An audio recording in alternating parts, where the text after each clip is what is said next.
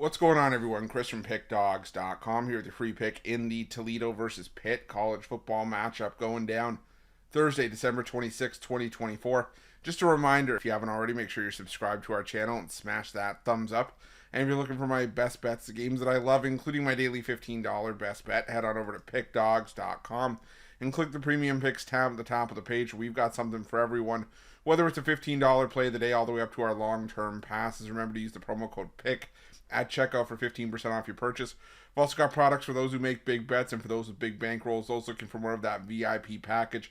These are going to be more one-on-one type services. Now, yes, they will be more expensive than our normal premium packages, which, don't get me wrong, our premium packages and premium plays, they are awesome. They are second to none, but this is that added level of service for those looking for more of a VIP experience. So if that sounds like something that you're interested in, text the number on the screen for more information.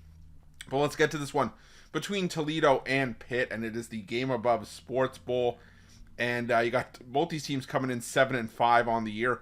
Toledo 7-5 came for the most part against the MAC, but this is a team that beat Mississippi State on the road. They have a power conference win to their credit. You know, they narrowly lost to Western Kentucky, and they were pretty solid in MAC conference play. They did take a couple of questionable losses, including in their season finale against Akron. They did play in some close calls, but still, I think Toledo was, in a decent spot this season. Now, Pitt, on the other hand, early on, they were exceeding expectations by a mile. I mean, this was a team that started the year 7-0, and you look at some of the teams that they had beaten, and you see, well, 7-0, this team's playing outstanding, but I would say pump the brakes a little bit and maybe just kind of do some deep diving. Because I did it a couple times when I covered Pitt games, and the writing was kind of on the wall. It was just a matter of when the other shoe was going to drop for Pitt. I mean, Pitt had the 1-point win over Cincinnati where they had to rally for the win. They rallied with a late comeback against West Virginia. 2 touchdowns in the final 3:06 in that game to come from 10 points down to win by 4. They beat North Carolina in a game where, they needed 2 scores in the fourth quarter to come back in that game to break the tie and win that game. They beat Cal, barely beat Cal. They beat up on Syracuse, but then they closed out the season with 5 straight losses. SMU, Virginia, Clemson, Louisville, and Boston College. And while some of those are decent losses, they're still losses nonetheless. And the offense kind of fell off of a cliff. And now, if you're Pitt, you got to deal with all these opt-outs that you have on your team. Most notably, backup quarterback Nate Yarnell. And why is that notable? Well, starting quarterback Eli Holstein didn't play in the regular season finale.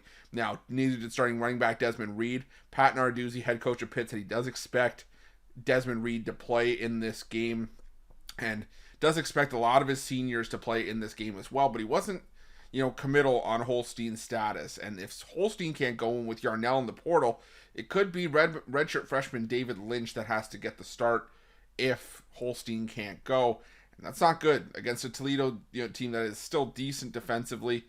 The only concerns that you have if you're Toledo is that you're missing your leading receiver in Jawan Newton, who could potentially opt out in this game. Same thing with your leading tackler and safety Max and Hook. But those are just potential opt-outs right now. I haven't seen whether or not those guys have opt-outs, so we'll try to confirm that closer to the game on Thursday on the morning show. But if those guys end up playing, and even if they don't, I think Toledo is live here. I don't like the way that Pitt finished out the year.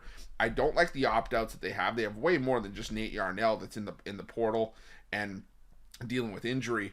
And like I said, this is just a Pitt team that didn't close out the year well, and if they can't, be at full strength, I think Toledo just has way more juice in this game where they're just going to show up and play here, which just kind of feels like Pitt was just like playing out the string a little bit here. So I'm going to lean towards Toledo plus the points in this one. That's going to be my free pick. But just a reminder, if you haven't already, make sure you're subscribed to our channel and smash that thumbs up. And if you're looking for my best bets, you can find those at Pickdawgz Premium. While you're Pickdawgz, check out our betting tools. They're 100% free. They're the best betting tools in the business and tools that you want to make sure that you have in your back pocket when you're making your best bets for the day's action. Thanks for watching. See you guys soon.